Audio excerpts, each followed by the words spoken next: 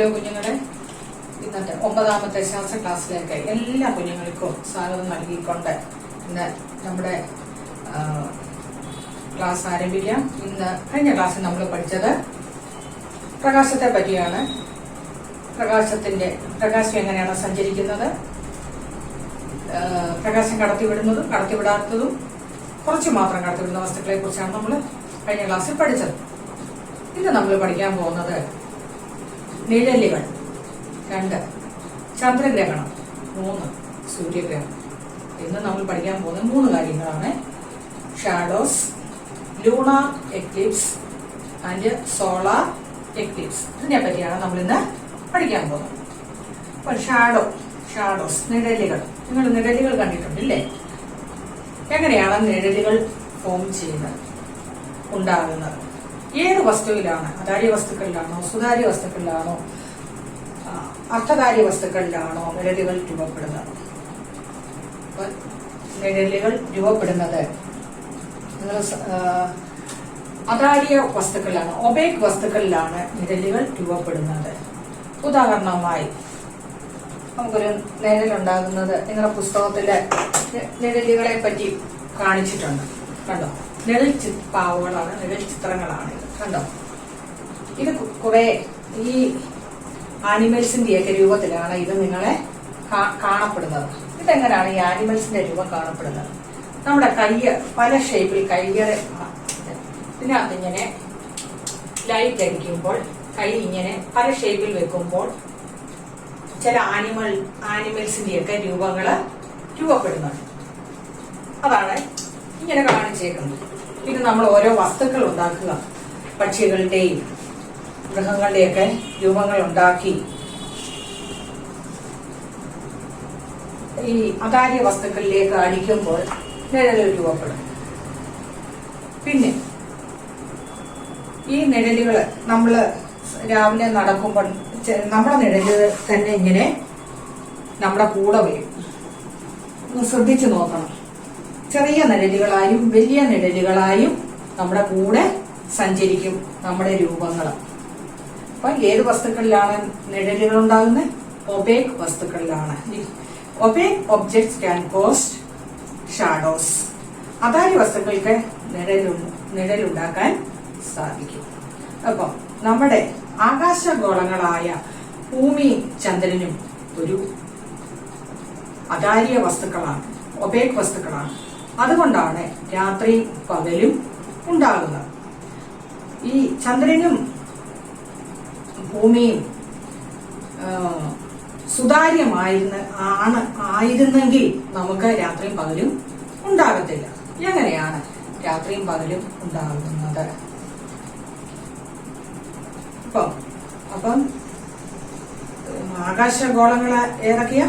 ചന്ദ്രനും ഭൂമിയും അതാര്യ വസ്തുക്കളാണ്. അതിൽ സൂര്യപ്രകാശം പതിക്കുമ്പോൾ അവയുടെ പിന്നിൽ നിഴലുണ്ടാകുന്നത്. ആ നിഴലിന്റെ വലിപ്പം വളരെ വലുതായിരിക്കും. ഭൂമിയിൽ സൂര്യപ്രകാശം പതിക്കുന്ന ഭാഗത്ത് പകല് ഉണ്ടാകും. അത് നമുക്ക് മനസ്സിലാകും. സൂര്യപ്രകാശം പതിക്കുമ്പോൾ അവയുടെ പിന്നിൽ നിഴലുണ്ടാകും. ആ നിഴലിന്റെ വലിപ്പം വളരെ വലുതായിരിക്കും. അതുകൊണ്ടാണ് ഭൂമിയിൽ സൂര്യപ്രകാശം പതിക്കുന്ന ഭാഗത്ത് പകലുണ്ടാകുന്നത്. രാത്രി ഉണ്ടാകുന്നതോ? പടിഞ്ഞാറ് നിന്നും കിഴക്കോട്ടാണ് ഭൂമി ഭ്രമണം ചെയ്യുന്നത്. ഭൂമിയുടെ ഒരു പകുതി ഭാഗം എപ്പോഴും സൂര്യന് അഭിമുഖമായിരിക്കും. അവിടെ പ്രകാശം ലഭിക്കുകയും എതിർവശത്ത് അപ്പോൾ എന്തുവാ? ഇരുട്ടായിരിക്കും. അങ്ങനെയാണ് രാത്രി ഉണ്ടാകുന്നത്. അപ്പം ഭ്രമണത്തിന്റെ ഫലമായി 2 അർദ്ധഗോളങ്ങളും രാത്രിയും പകലും മാറി മാറി വരുന്നു. ഇതിന്റെ കാരണം ഭൂമിയും ചന്ദ്രനും ഒബേക് ഒബ്ജക്ട്സ് ആയതുകൊണ്ടാണ് പകലും രാത്രിയും മാറി മാറി വരുന്നത്. ഭൂമി ഒരു സുതാര്യ വസ്തുവായിരുന്നെങ്കിൽ ഭൂമിയിൽ എപ്പോഴും പകലായിരിക്കും. അപ്പൊ നമുക്ക് രാത്രി അനുഭവപ്പെടുകയേ ചെയ്യുന്നില്ല. ഉദാഹരണം സൂര്യഗ്രഹണവും ചന്ദ്രഗ്രഹണവും നമുക്ക് ഒന്ന് നോക്കാം എന്താണ്. അപ്പൊ സൂര്യഗ്രഹണം, സോളാർ എക്ലിപ്സ്. ഞാൻ നോക്കിയാൽ നിങ്ങളുടെ പുസ്തകത്തിനകത്തുണ്ട് സോളാർ എക്ലിപ്സ് എന്ന് പറയും.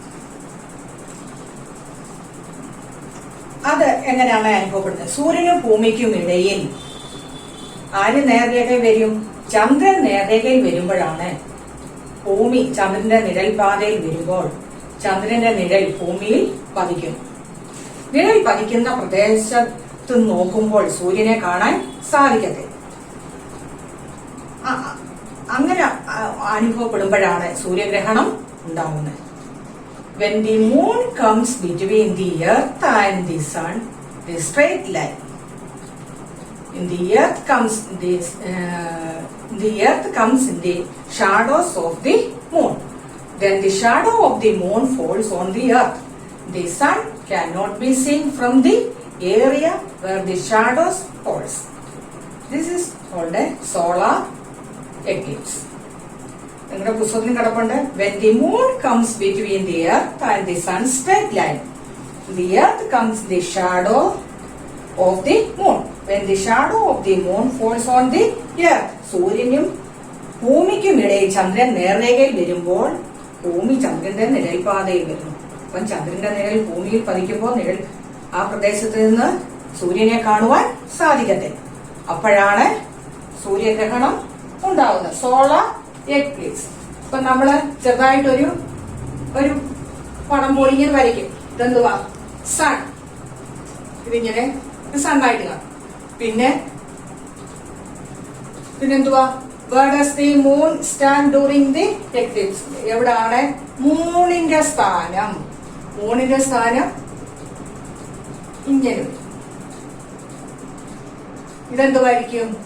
ഒരു ഭൂമി. ഭൂമിയെ ഇങ്ങനെ ഇങ്ങനെ കാണും.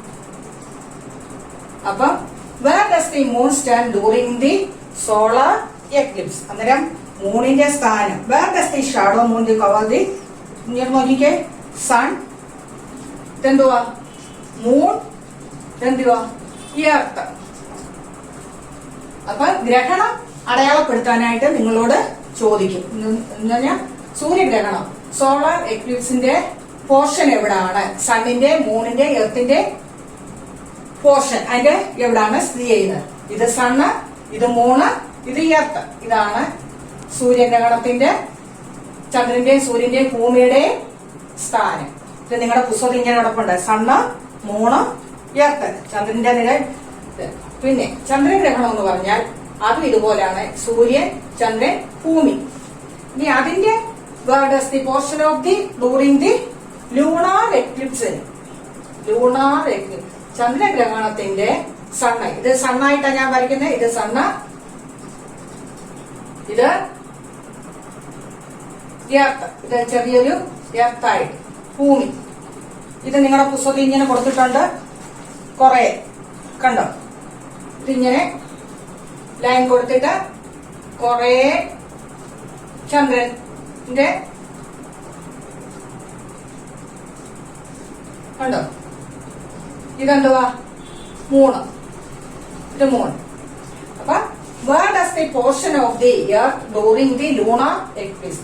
ഇത് സൂര്യഗ്രഹണത്തില് പിന്നെ സൂര്യന്റെയും ചന്ദ്രന്റെയും മൂണിന്റെയും സ്ഥാനം എവിടാണെന്ന് നിങ്ങളോട് കഴിഞ്ഞ പ്രാവശ്യത്തെ പരീക്ഷയ്ക്കൊക്കെ ചോദിച്ചിട്ടുണ്ട്. അപ്പൊ ഇവിടെ ടീച്ചർ ഇങ്ങനെ കൊടുത്തിട്ടുണ്ട്.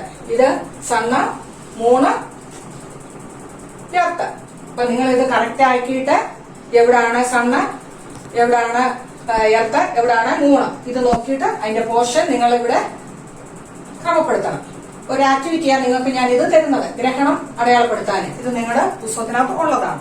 അപ്പൊ where does the moon stand during the solar eclipse? എവിടാണ് പിന്നെ ഇതിന്റെ സ്ഥാനം? between the sun and the earth. Where does the portion of the earth during this lunar eclipse? ഇതിന്റെ between the sun and the moon.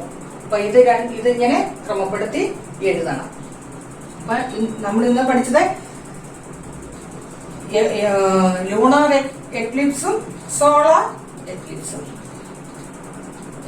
Lunar Eclipse എന്ന് പറഞ്ഞാൽ സൂര്യനും ചന്ദ്രനും ഇടയിൽ ഭൂമിയുടെ സ്ഥാനം നേർരേഖയിൽ വന്നാൽ ഭൂമിയുടെ നിഴൽ ചന്ദ്രനിൽ വരുന്നു.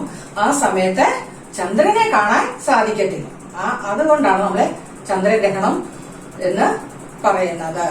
ചന്ദ്രഗ്രഹണം എന്ന് പറഞ്ഞാൽ when the earth comes, നിങ്ങളുടെ പുസ്തകത്തിൽ കണ്ടിട്ടുണ്ട്, when the earth comes between the sun and the moon in a straight line, the moon then comes in the shadow of the earth will be invisible. ആരെ കാണാൻ പറ്റത്തില്ല? അന്നേരം മൂണിനെ കാണാൻ സാധിക്കത്തില്ല. അതിനാണ് സോളാർ എക്ലിപ്സ് എന്ന് നമ്മള് പറയുന്നത്.